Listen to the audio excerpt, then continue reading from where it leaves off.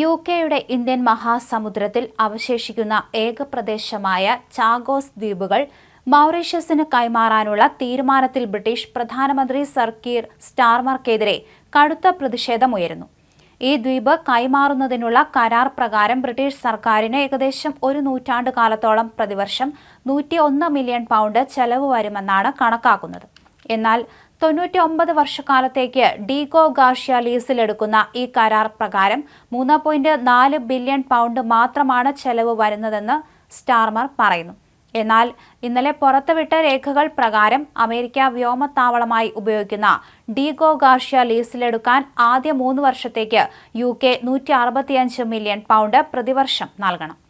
തുടർന്നുള്ള ഒരു പതിറ്റാണ്ട് കാലത്തേക്ക് ഇത് പ്രതിവർഷം 120 മില്യൺ പൗണ്ടായി കുറയും. പിന്നീട് 99 വർഷം വരെ ഈ തുക പണപ്പെരുപ്പ നിരക്കിനനുസരിച്ച് കൂടുകയോ കുറയുകയോ ചെയ്യും. അതിനു പുറമെ 25 വർഷത്തേക്ക് പ്രതിവർഷം 45 മില്യൺ പൗണ്ട് വീതം, അതായത് മൊത്തം 1.1 ബില്യൺ മൗറീഷ്യസിന്റെയും അവിടുത്തെ ജനങ്ങളുടെയും ക്ഷേമ വികസന ഫണ്ടിലേക്ക് അധികമായി നൽകുമെന്നും രേഖകൾ വ്യക്തമാക്കുന്നുണ്ട്.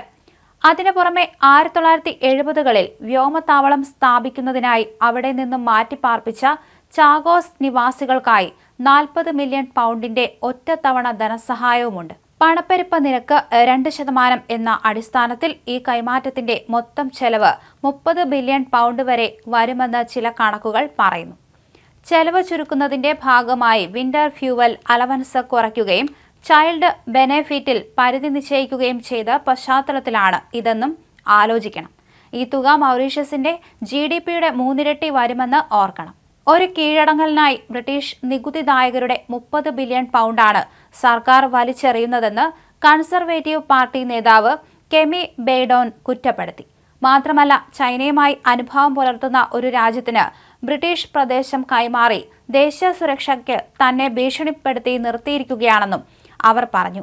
ഇതെല്ലാം തന്നെ സ്റ്റാർമറെ ചുറ്റിപ്പറ്റി നിൽക്കുന്ന കുറെ നിയമജ്ഞരെയും ആക്ടിവിസ്റ്റുകളെയും സന്തോഷിപ്പിക്കാനാണെന്നും അവർ ആരോപിച്ചു. എന്നാൽ ഇന്ത്യൻ സമുദ്രത്തിൽ അവശേഷിച്ചിരുന്ന പ്രദേശവും കൈമാറ്റം ചെയ്യാതെ മറ്റ് വഴിയില്ല എന്ന് തന്നെയാണ് സ്റ്റാർമറുടെ നിലപാട്. ഇല്ലെങ്കിൽ നിയമ നടപടികൾ അഭിമുഖീകരിക്കേണ്ടതായി വരും. അമേരിക്കൻ പ്രസിഡന്റ് ഡൊണാൾഡ് ട്രംപും ബ്രിട്ടന്റെ മറ്റ് സഖ്യകക്ഷികളും ഈ നീക്കത്തെ പിന്തുണയ്ക്കുന്നതായും സ്റ്റാർമർ പറഞ്ഞു. ബ്രിട്ടന്റെ ദേശീയ താൽപര്യം മുൻനിർത്തിയാണ് ഇത്തരത്തിലൊരു തീരുമാനമെടുത്തതെന്ന് അദ്ദേഹം പറഞ്ഞിട്ടുണ്ട്. എന്തായാലും 101 മില്യൺ പൗണ്ട് ചെലവ് വരുമെന്നാണ് പ്രതീക്ഷിക്കുന്നത്.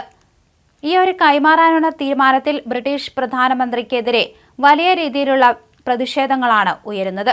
അതേസമയം ഇന്നലെ പുറത്തുവിട്ട രേഖകൾ പ്രകാരം അമേരിക്ക വ്യോമത്താവളവുമായി ഉപയോഗിക്കുന്ന ഡീഗോ ഗാർഷ്യ ലീസിനെടുക്കാൻ ആദ്യ 3 വർഷത്തേക്ക് 165 മില്യൺ പൗണ്ട് പ്രതിവർഷം നൽകണമെന്ന് തന്നെയാണ് പറയുന്നത്.